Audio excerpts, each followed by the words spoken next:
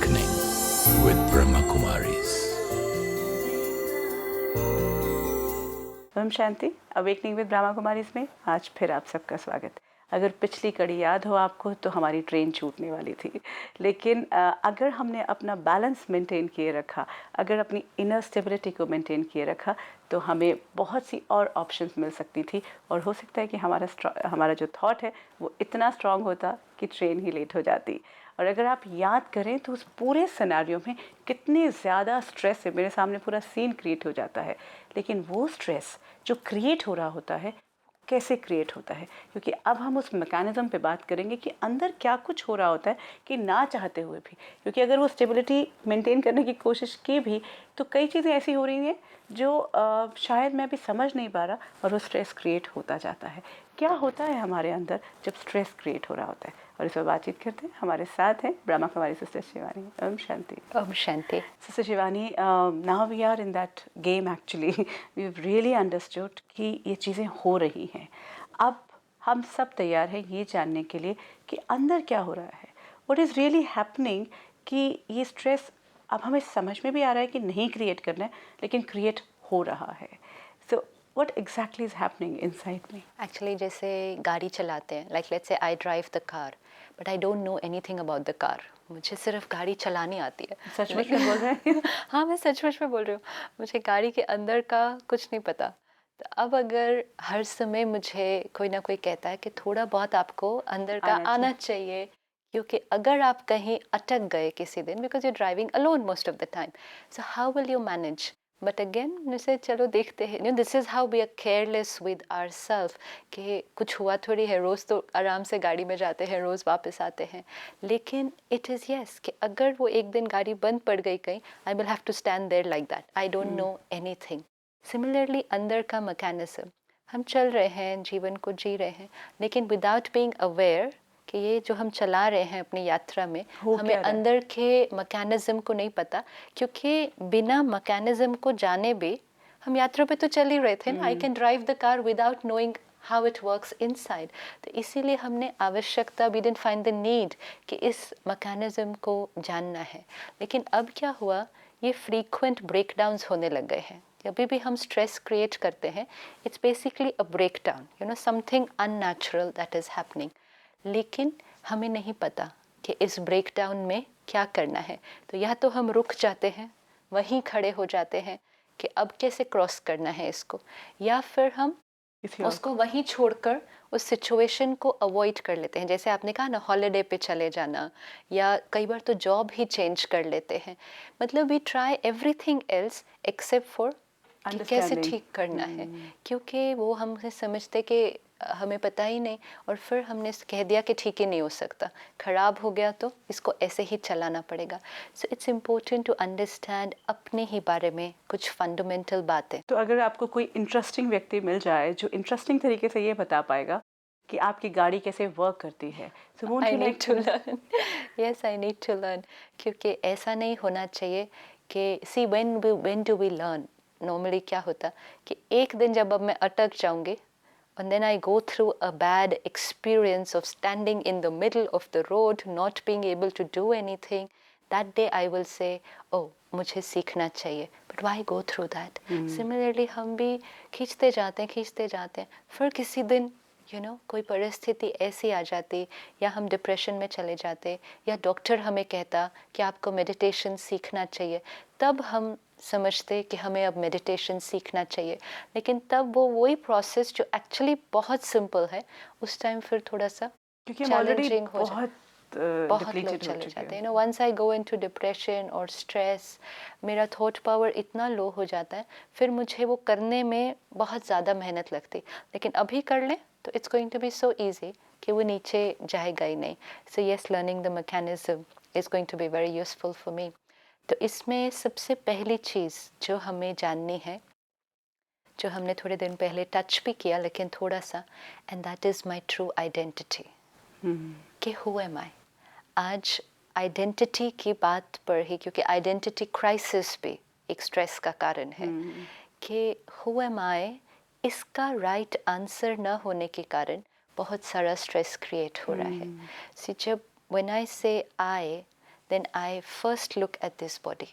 कि चलो profession, labels, relationships वो तो समझ में आ गया कि वो मेरा है, लेकिन ये जो है, ये शरीर, इसी को मैं समझ लिया.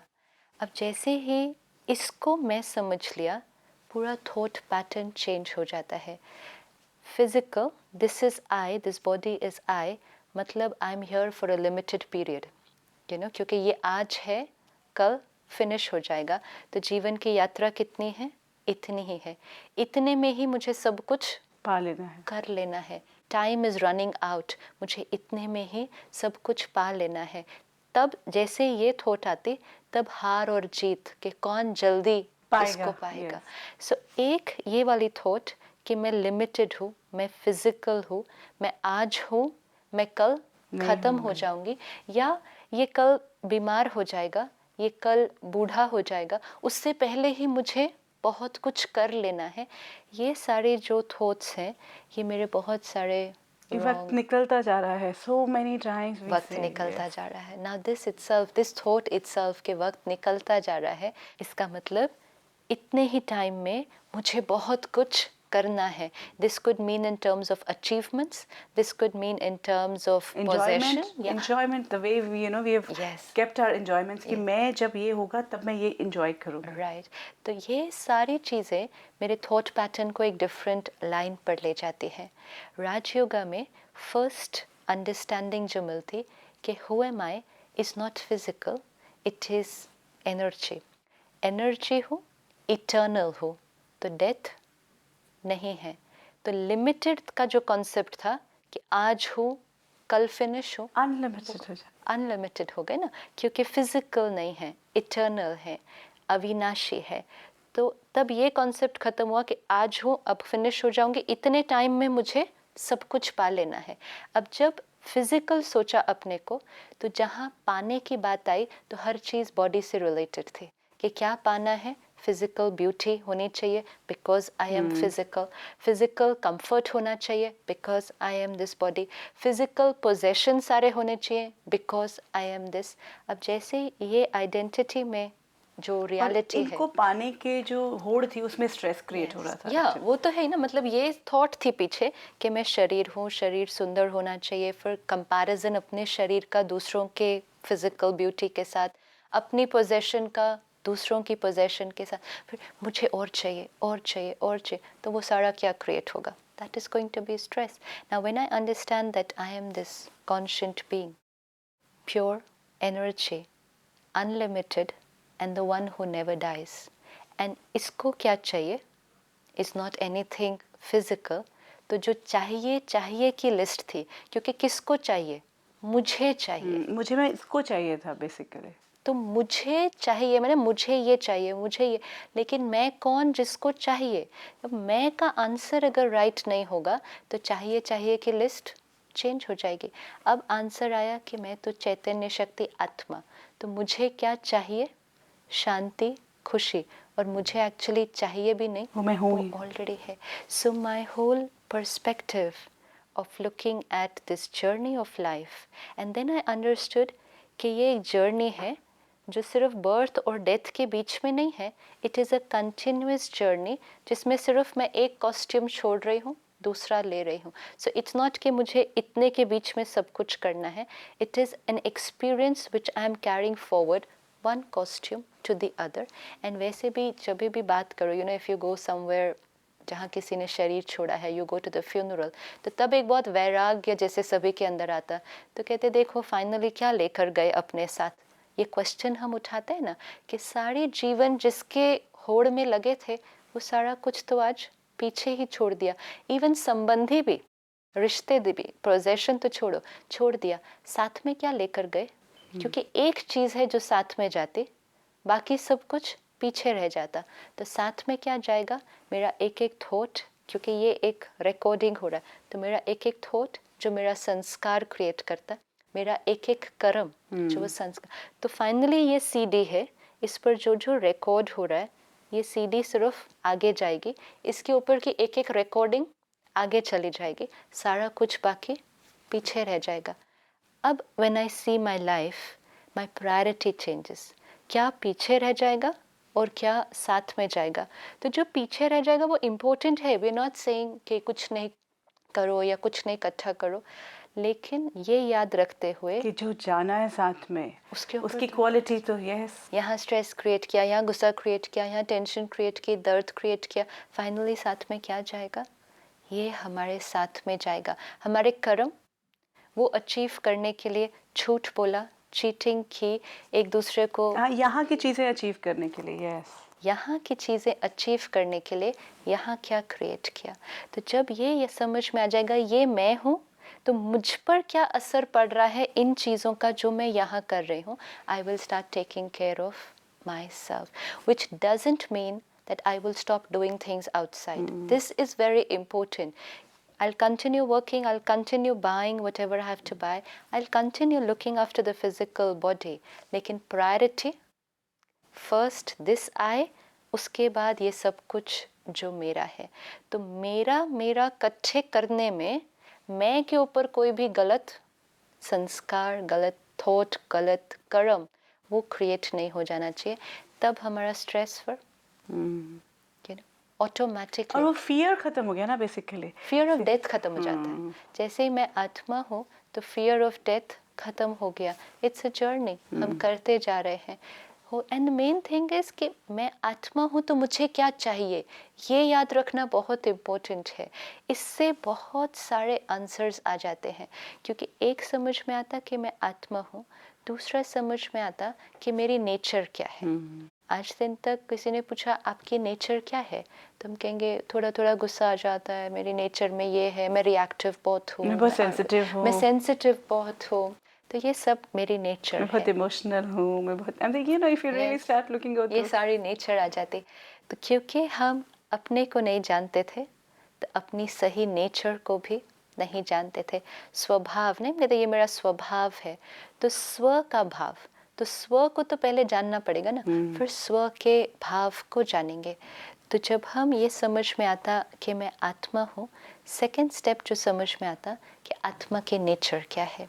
एंड नेचर है peace, purity, love, happiness, power. ये मेरी नेचर है। अब ये चाहिए नहीं, लेकिन ये ऑलरेडी मेरी नेचर है। ये बहुत बहुत इम्पोर्टेंट है याद रखना मुझे कि मैं ऑलरेडी ब्यूटीफुल हूँ, कंप्लीट हूँ, परफेक्ट हूँ inside. I don't need to do anything, buy anything, achieve anything in order to become beautiful. अभी ये समझा कि ये मैं हूँ, तो सारा ब्यूटीफुल करने के लिए किस पर प्रयास करते हैं, इसी, विच इज़ ओके कि मेरी बॉडी है, इसको ब्यूटीफुल करना। लेकिन मैं उनके जैसे इतनी सुंदर नहीं हूँ। जैसे ही ये थॉट क्रिएट किया, तो कौन किसकी सुंदरता पर दाग लग गया? मेरी अपनी।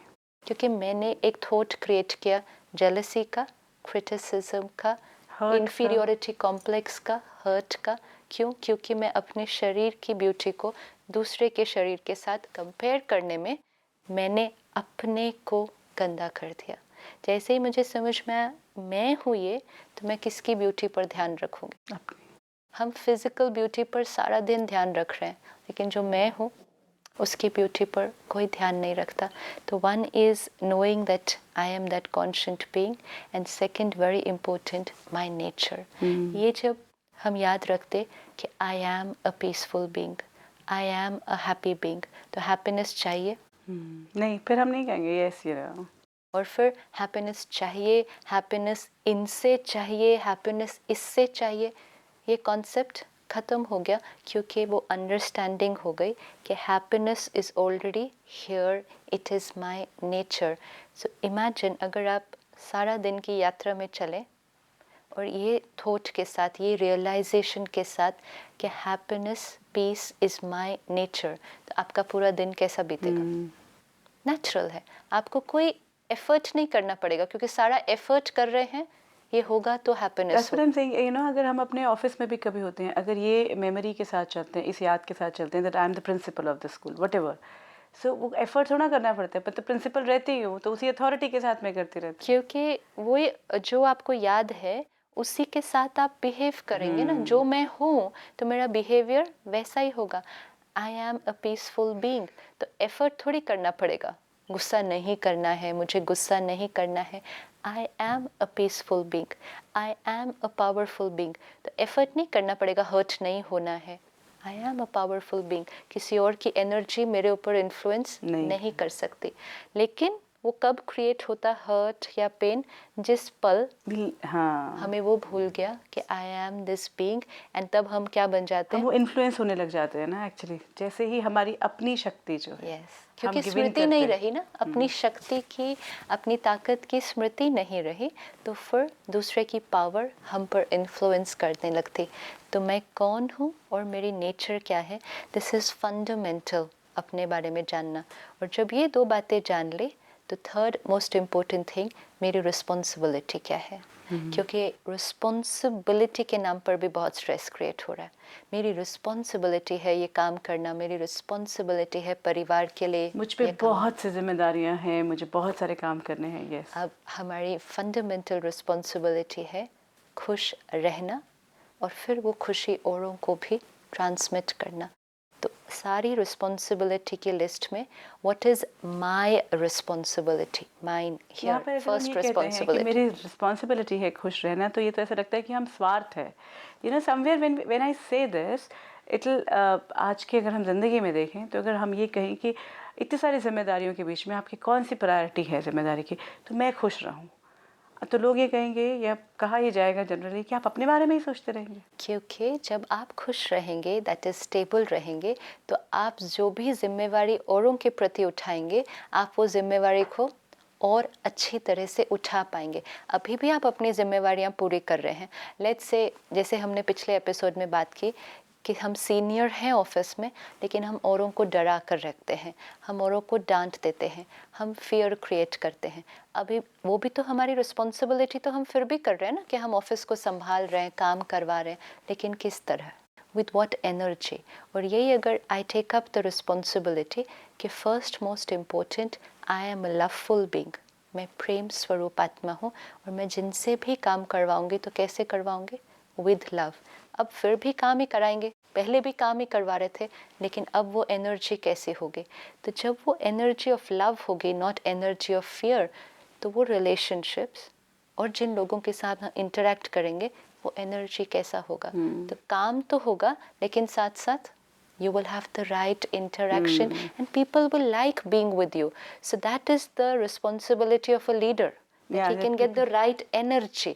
We think responsibility of the leader get the work done. एक बॉस के रूप में ये जिम्मेदारी तो मुझे याद रही कि मैंने काम पूरा करवाना है, लेकिन ये तो मैं भूल ही गया कि मेरे अपने साथ मैंने क्या किया। Actually, it's a torture for myself. It is. I'm being wrong to myself. I'm inflicting pain on myself and on others throughout the day. So how can I really say, and पूरे दिन में काम हो जाता है, at the end of the day हम अपने आप को कहते चलो मैंने अपनी रिस्पॉन्सिबिलिटी पूरी की। क्या रिस्पॉन्सिबिलिटी पूरी की, काम हो गया ना, that's not responsibility, that is at the lower of the list. Responsibility, मैंने कैसा फील किया और मेरे साथ जो थे उन्होंने कैसा फील किया।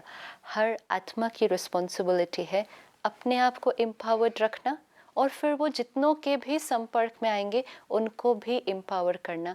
अगर मैं खुद डिसएम्पावर्ड हो रही हूँ और मेरी वजह से कोई और डिसएम्पावर्ड हो रहा है, तो I'm sorry, but we are failing in our responsibility. We are seriously failing in our responsibility. Somewhere I think we really need to know that at times we can, you know, because वो second में आएंगे, वो बाद में आते हैं, जो बाहर हैं, जो दूसरे लोग हैं, जो सबऑर्डिनेट्स हैं, पर मैंने अपने साथ क्या कर लिया। Why subordinates? आपके घर में बच्चे हैं, वो तो आपकी रिस्पॉन्सिबिलिटी है ना। लेकिन अगर मेरे थॉट पैटर्न के कारण, अगर घर में मेरे नेगेटिव एनर्जी क्रिएट करने के कारण, मेरे घर के अंदर जो व्यवहार है उसके कारण मेरे बच्चे अगर इमोशनली रोज़ वीक होते जा रहे हैं, question mark on my responsibility.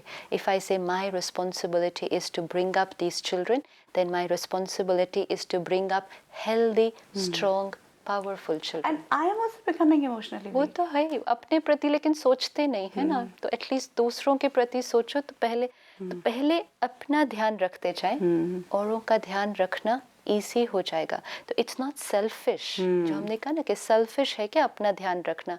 अपना ध्यान रखते तो औरों का ध्यान जाएगा। Automatically You know? एंड औरों का ध्यान रखते तो काम अपने आप होता जाएगा. You see it's a chain which starts with my self. तो आपकी नेचर, आपकी आइडेंटिटी, और उसी से ऑटोमेटिकली आ जाती आपकी रिस्पॉन्सिबिलिटी.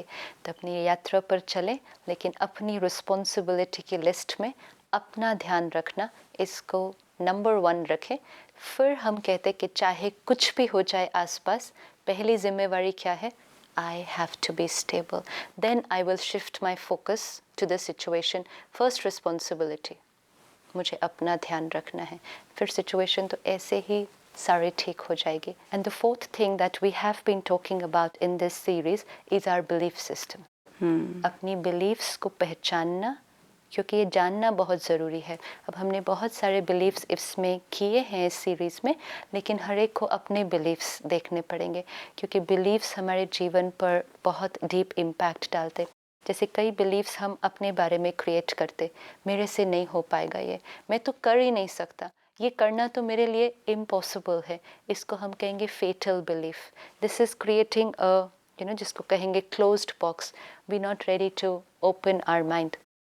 हमें स्कूल में एक बहुत सुंदर सी कहानी सुनाते थे कि एक बच्चे ने क्या किया, उसके पास एक फ़िश टैंक था. तो फ़िश टैंक में उसने बीच में एक ग्लास स्लाइड डाल दिया, तो जिससे वो फ़िश टैंक 2 पार्ट्स में डिवाइड हो गया, और बीच में ये बैरियर है. ग्लास ट्रांसपेरेंट है, दिखाई नहीं देता, it's just a transparent sheet.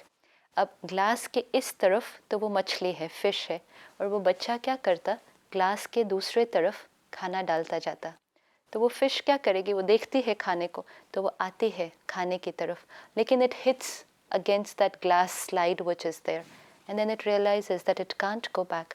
तो फिर वो एक बार ट्राई करती, 2 बार ट्राई करती, उसके बाद वो ट्राई करना बंद करती. फिर वो बच्चा ग्लास स्लाइड निकाल देता. Now there is no obstacle, लेकिन फ़िश उस तरफ नहीं जाती, और वो दूसरी साइड पर finish हो जाती. The fish dies. Now why did? And then we used to be asked in school, why did the fish die? And we said because of the glass slide. No, the glass slide was removed.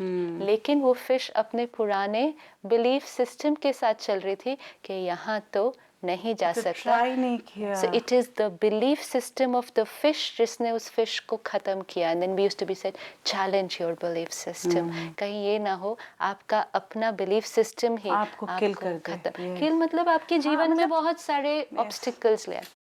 इसी को एक बहुत और सुंदर तरह से भी बताया जाता कि सर्कस में जब हाथी होता है, तो अगर आप कभी भी नेक्स्ट टाइम सर्कस जाएं, तो आप देखना कि हाथी को सर्कस में एक छोटी सी रस्सी के साथ एक पाँव लगाया होता है, एंड इट इज़ देयर, एक पाँव में एक रस्सी होती है, and the elephant is standing there. I know, I've seen it. You've seen it? Yes. But we never thought कि ये हाथी तो ये तोड़ सकता है ना एक्चुअली, लेकिन वो हाथी वहाँ खड़ा रहता है बिल्कुल वो एक रस्सी के साथ. वाई? क्योंकि सर्कस में जब हाथी को लाया जाता है तो हमेशा एक बेबी एलिफेंट को लाया जाता है. तो बेबी एलिफेंट को वो रस्सी बांधी जाती है. बेबी एलिफेंट बहुत ट्राई करता है वो रस्सी को तोड़ने में, लेकिन बेबी एलिफेंट में ताकत नहीं है, तो वो रस्सी को नहीं तोड़ पाता. तो थोड़ी बार ट्राई करते करते वो ट्राई करना बंद कर देता है. अब वो बहुत शक्तिशाली हो गया है, बहुत बड़ा है, लेकिन वो ट्राई नहीं करता. वो एक ऐसा ट्राई करे ना तो वो उसको तोड़ सकता है, लेकिन वो नहीं तोड़ता.